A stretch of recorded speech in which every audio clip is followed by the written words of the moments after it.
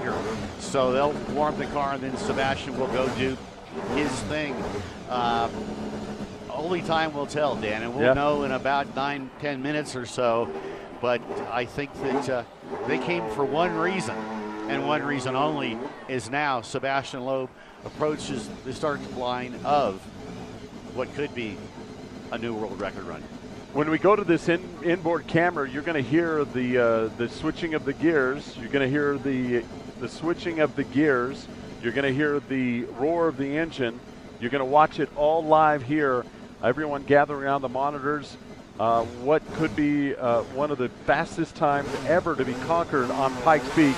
And here we go. You're watching it live right now on Red Bull TV, redbull.tv. And around corner number one, that was where corner number one was so much trouble for Paul Dallenbach, and around number one making it just fine. This is a live aerial shot right now coming down the course. Will this be the day that Sebastan Loeb sets a new world record on Pikes Peak in 2013 in the 91st running of the Pikes Peak International Hill Climb? As you're seeing it all live right now on redbull.tv.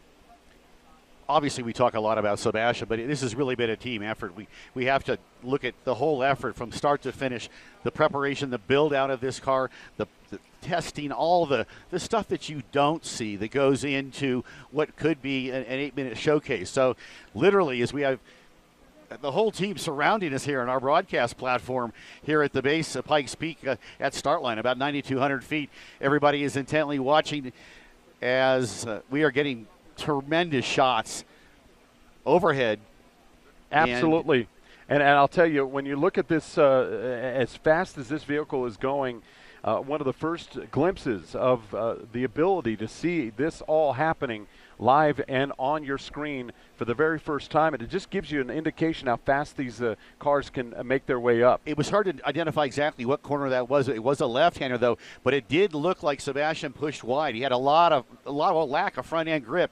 His line there was probably not the one that he really preferred, but again, with 800 horsepower and his talent, there's some wiggle room there, Dan, and we're gonna watch it all happen right now as the second car of Romain Dumas now fires as he will approach the start line. Around that corner, coming up to Glen Cove, and then obviously Sebastan Loeb is going to need to get all the speed in this area because he will be in that area where he's going to start to come along the ragged edge and go up to the summit of Pikes Peak through the W's. Some of the big hairpin turns that Sebastan Loeb is going to have to conquer, and then very soon Dumas is going to be also trying to conquer the turns here on Pikes Peak, as you're seeing it all live right now, coming up to an area of the race course that is near 16 Mile. And I'll tell you, as you watch this right now and the trees go flying by, the speed of upwards of 160 miles per hour is by Sebastan Loeb, the Frenchman driving the Peugeot Sport 208 T16. Around the corner he goes, and up now coming to the area of Glen Cove. And I'll tell you, this is, again, the area of Pikes Peak where if you're going to set a record, you have to be in the area set that record in this section of the highway, because you're not going to gain speed as you're going up into those higher elevations. I want to really especially watch the W's as he goes up to 16 Mile and then up to bottomless pit. I think this is an area where Sebastan and the horsepower is really going to shine.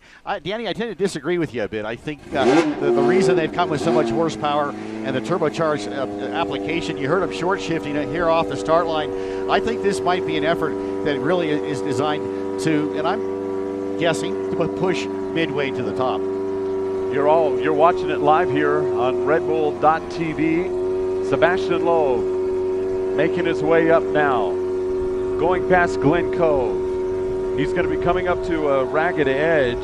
This is going to be the first park. It's called Elk Park, and if you're watching and you have your maps out, you can see what's left for this, what Sebastan Loeb hopes to be a record-breaking and record-setting attempt. He's going to be coming up to ragged edge. You can see everybody. Is everybody excited about this run? Is there excitement in the air? There we go. Their excitement right now, and they're coming up Sebastan Loeb coming up to Ragged Edge right now. And as you see the turn around to get to Ragged Edge, this is when you're on this part of Pikes Peak, directly to the driver's right is the straight down the mountain, and he's coming up to the W's, which is he's either going to make it or break it in this area, Kurt. Well, it's Mike Hall, and he's heading up to an area last year where we had that big off by the Mitsubishi team, and a lot of guys don't like this area of the racetrack.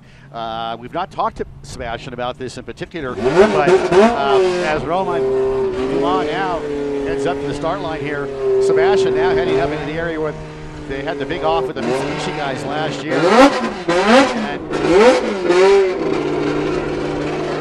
that's enjoyable. I appreciate that. We've got the power and we've got the helicopter. Now you can see Sebastan Loeb coming up to the second leg, the second cut of the W's. He's going to be coming up to 16 Mile. He's already passed Ragged Edge. Sebastan Loeb driving the Peugeot Sport 208 T16. Is he going to set a new world record? Only time will tell. He had some difficulties a little bit in the beginning of the section 1, but as you can see right now, he is definitely making his way up the mountain here at Pikes Peak. We've seen it before, Kurt. We've seen the competitors. What's going through their mind at this particular part of here we go. Pikes Peak. That's the FlatironsTuning.com 16 Mile, the critical left-hander that it will take him up to Devil's Playground, then the bottomless pit. He's going up to Devil's Playground as well. Look at the crowd at Playground. Holy Devil's cow. Playground absolutely packed year in and year out. And again, if he's not going to have the speed coming through the W's, this is where he can really make it up as he's coming up to the upper part, to upper gravel pit. He's approaching, and he's already passed 19 Mile here on Pikes Peak Highway. And this is a very critical area because we're above tree line now. You lose some reference points. You're literally looking off into the sky. It's an area that maybe for a first timer, certainly with Sebastian's talents, I hope that doesn't come into play, but for a first timer, as you come above tree line, you lose all reference points. You're literally driving into the sky, and a lot of these corners do fall away. They're decreasing radius.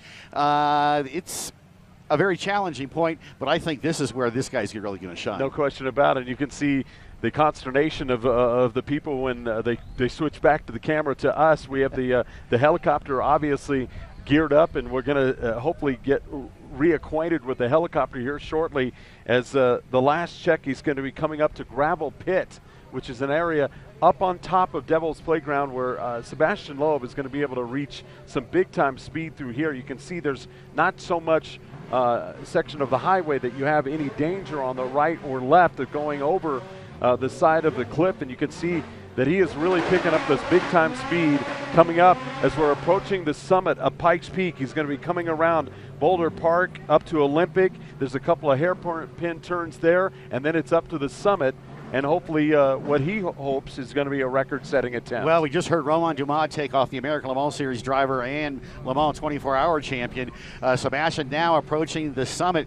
In the days of old, bottomless pit area, when it was gravel, especially the right-handers, you're carrying big-time speed up there. You could hook that right front, much like a flat tracker or an off-road racer, to help the car rotate, help it turn. Can't do that anymore. It's all paved, so different lines and a different time here at the Pikes Peak International Hill Climb. And I'll tell you, they got everybody lined up in the Unlimited, and there you see Sebastan Loeb making his way up to the finish line of the historic racetrack here at International Hill Climb. Sebastan Loeb is now crossed the finish line. Now we await to see what the time will be here in the 91st running of the Pikes Peak International Hill Climb. Will it be enough to set a new world record and be in the first time ever 8-minute club? Only time will tell.